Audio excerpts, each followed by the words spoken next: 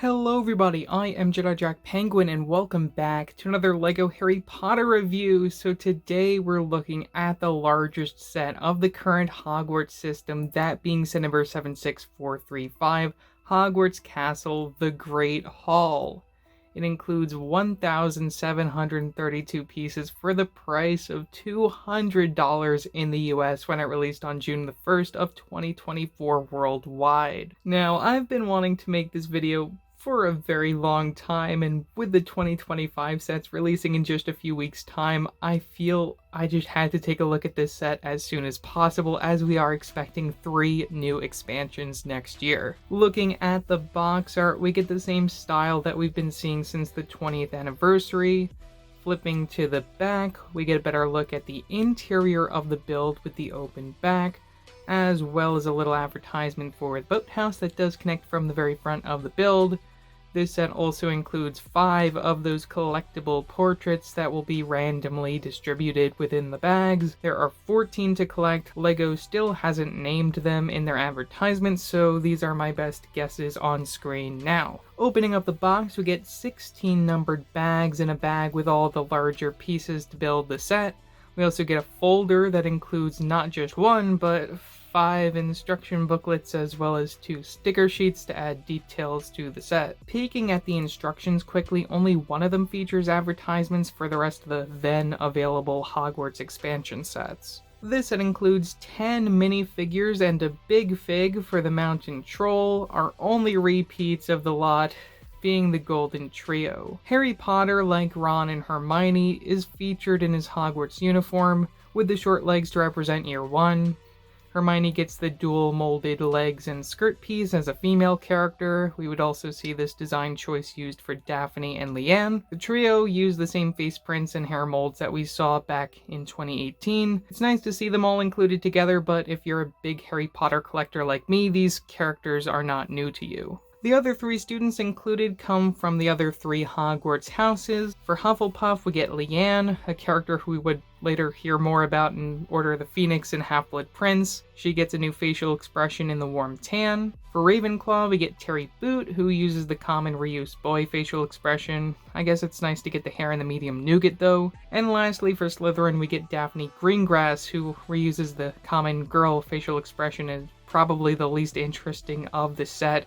But still, it's great to see some random students included in these sets nevertheless. On to the teachers, we get a brand new Professor Dumbledore minifigure. What makes this Dumbledore special is that he gets some lovely brand new arm prints. After McGonagall in March and Snape in this wave, I'm really happy to see the designers add just these little details to these figures to make them just a little bit more special for those of us who've been buying these sets for years. Aside from the facial expression that's unchanged from 2020, we get new prints for the dress and the torso, as well as a new hair hat recolor. For the first time in a set since 2018, we get a brand new Professor Quirrell minifigure. We get a brand new torso print, double-sided facial expression to show both Quirrell and Voldemort. The turban looks unchanged, though I believe it has gotten a new part number, I'm not exactly sure. Finishing up with the highlight figures of this set, outside of that brand new Dumbledore, we have Professor Vector, the arithmancy teacher at Hogwarts. For the very first time in minifigure form, we get all new prints for the outfit, as well as the facial expression in the warm tan. We get a recolor for the hair hat piece that I feel should have been a new mold instead. This piece they gave her doesn't really do her justice in my opinion. Otherwise, I really love the sparkle to her outfit, and it's great seeing teachers with little to no screen time appearing in sets as minifigures. One step closer to completion, but still a long ways to go, we have the Fat Friar, the Hufflepuff House ghost, for the very first time as a minifigure. The continuity with the last few Ghost minifigures is greatly appreciated, sticking to the grays and the white skin tone. We get brand new prints for the outfit and the face obviously, and a recolor of the OG Ron hairpiece in that light gray. One of the major attractions of this set for many will be the troll in the dungeon, a character we haven't seen appear since 2002. This one is really worthy of a comparison, and he's gotten so much bigger compared to the 2002 version. We get articulation in both arms with the use of the Technic pins, We can also move the hands as they use the common big fig design. The head, body, and legs are all connected as one new dual molded piece. Unlike the 2002 version, the clothes are actually attached to the body. One thing that stays the same though is the color of the troll, using that sand blue that I really like. I also like how we get a big club for his accessory. However, I feel that it should definitely be a lot more round. This design feels very blocky, but hey, that's Lego for you. Since it was rumored that we'd be getting a standalone Great Hall set at this price, I was beyond excited to see how it would turn out. After having it for some time and really looking at it compared to what we've gotten in the past, I really feel the designers did a great job with this set, but still there's a part of me, and I think a lot of other Harry Potter fans too, that wish it had more, that it was bigger. Now, a lot of Harry Potter fans may already have a Great Hall in their collection. This one marks the third minifigure scale version since 2018 that many still regard as the best version of the three. Now, before I get too carried away about talking about the build, let's just place this one next to that version from 2018 just to give you an idea of the size of these two sets. Right away, you can see a major difference is the lack of rock underneath the 2018 set. That feature wouldn't get added till the 2021 release and would continue into this year. You'll also see that the 2024 Great Hall is so much thinner than the 2018 set. So thin that it opts to only using those 2 tables instead of 4. Both are small in the sense of interior. I really do hope for a big 18+ Great Hall set one day. Oh yeah, the 2018 set also has the staircase tower to one side and no real courtyard in front of the main doors. I'm really hopeful that summer 2025 brings this part of the castle to us.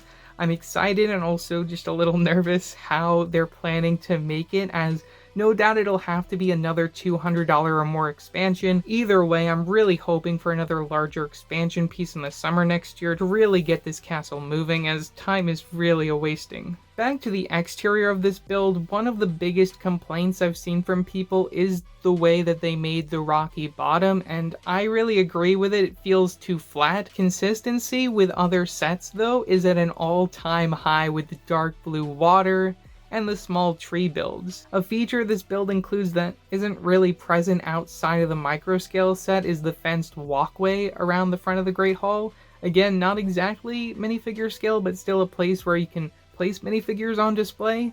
We also get a small tube to represent the entrance hall, the room the first years wait in before they get sorted. This is really just there for show, only hiding a broomstick for some reason inside that can be found when swinging open the wall underneath it, connected using clip connections, revealing the underground interior. From the side, we get a set of steps leading up to the entrance courtyard. These aren't nearly as exciting as they should be. Yes, they're there to help add the boathouse set for March. That looks fine and all, but this is where you'll start to notice that this thing should be so much bigger, and I really wish that the rocky base extended further instead of being so flat, and that the stairs curved back and forth a little bit, and even the boathouse it looks huge next to the rest of this, but its size is already perfect. It's just the Great Hall set that I feel is too small. The entrance courtyard is alright. It suffers from this set not being bigger as well, but still provides places for minifigures to sit and walk around. And then we get the main doors to enter the Great Hall. This looks beautiful, the architecture. And then above these doors, I really have to appreciate that circular clock print that is currently exclusive to the set. Love that. The outside view of the Great Hall itself is very well done. The angling of the roof is also at its best that I've ever seen. We return to the dark gray roofs after seeing sand green make a comeback for the 20th anniversary of the theme. The gray is more accurate, but the sand green will always have a special place in my heart. Lego even sprinkles a little bit of it from the very top of the set just because. Entering the interior of this set, we get 3 spots underground that can slide in and out and be rearranged with other pieces released separately, and then we have the main hall itself. All of this is a little lackluster, starting from the bottom and working our way up. we have the girls' bathroom where Harry and Ron go to save Hermione from the mountain troll. Sliding it out to get a better look, it folds open to give you more room to play. We get a sink and mirror build from both sides, the one on the left not doing so great, but having been smashed by the troll, spilling water everywhere. From the center we get a stall, the door can swing open and closed with a clip connection, and we get a little toilet basin, no toilet paper or even the back part of the toilet. The major play feature here is the ability to have the troll break the stall with his club. This is certainly something kids will enjoy. Behind the bathroom, you can see parts used for the rocky bottom, as well as a sticker detail to represent a hallway underneath the school. You'll also see this kind of detail from the opposite side. The middle section isn't nearly as exciting. It's another hallway with spots to place your collectible portraits. This piece also opens up with a hinge plate for some reason. And then the last underground section is the Hufflepuff common room. Like the bathroom, you can slide this in and out and open it up with the hinge plates for more playroom, though this also breaks the center table apart. From the back, we get a fireplace that has another collectible portrait right above it. Certainly one of the more accurate interior placements for a Hogwarts castle, but still feels very much lacking in detail. A feature from the back side that you may notice are all these bar connections. It makes me really interested to see what they're planning with this Hogwarts system. It's just really interesting to see that they're placed 4 in a row. On to the interior of the Great Hall. We only get 2 tables and jumper plates for your characters to stand around them. The food also isn't very interesting either. It's insane to think that the 2010 Great Hall has the best food. From the back, or I guess the side, we get the teacher's table. Everyone but Quirrell has a dress, so they'll all just stand behind it. At least Dumbledore gets a chicken leg. Against the window, one of my favorite details of this interior are the 4 house banners that are all stickers. And then moving up, we have some floating candles, as well as the night sky above the hall, another feature that really hasn't been represented in a set before that I really appreciate. And finally, from the very top, we get a small spot to store the Philosopher's Stone. Certainly a great hiding place. Not exactly sure how Quirrell would be able to get up there and steal it, so I definitely count that as a win. If you're buying this set, you're definitely getting it with the exterior in mind, and the eventual hope that this will be not the most detailed, but definitely one of the bigger Hogwarts Castle setups ever. We get a very solid minifigure lineup for both new and old fans. Love, love, love the arm prints on that Dumbledore, getting the Fat Friar and Professor Vector for the very first time. That mountain troll is really something, and really the biggest letdown of this set, in my opinion, is the interior, and I feel it could have been so much more detailed, or at least at a higher piece count and price range. This set really could have lived up more to my expectations. Even though I feel this set could have been much better, that doesn't mean that I'm not excited to see what happens to this castle lineup in the future. I'm really hopeful that the designers will be able to wow us like they do year after year for this theme. So yeah, that's all that I have to say for this video. Leave your thoughts down in the comment section below. Do you plan on collecting this castle system, or do you have one that you like already? Tell me in the comment section below. I would love to hear it. Also, don't forget to like and subscribe and hit that bell to get notified about future videos. So yeah, that's it for now, and I will see you next time. Bye!